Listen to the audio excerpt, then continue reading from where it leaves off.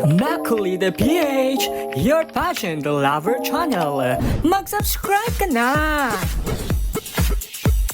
Isang hindi malilimutang eksena ang nasaksihan ng mga fans ng Miss Cosmo International matapos makita ang natural na reaksyon ni Chelsea Fernandez nang personal niyang makaharap ang isa sa mga judge at miyembro ng selection committee ng Miss Cosmo International 2025, ang Miss Universe 2021 na si Harnaz Sandhu.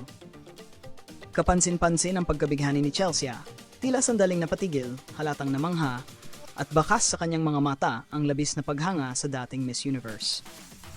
Ayon sa mga nakasaksi, kitang-kita kung paano tila na-mesmerize si Chelsea sa presensya ni Harnaz. Sa kabila ng kaba at excitement, hindi niya napigilan ang sarili na magpa-picture kasama si Harnaz Sandhu, isang sandaling agad na nag-viral at umani ng positibong reaksyon mula sa pageant fans. Para sa marami, ito ay patunay na kahit ang mga kandidata ay may kani-kaniyang iniidolo rin. Samantala, isa pang eksena ang pumukaw sa atensyon ng netizens nang mamataan si Chelsea Fernandez na inaayos ang buhok ng Miss Tanzania. Makikita ang pagiging natural niyang maalaga, sweet at hands-on sa kapwa-kandidata. Hindi ito scripted o pilit, kusang loob at puno ng malasakit.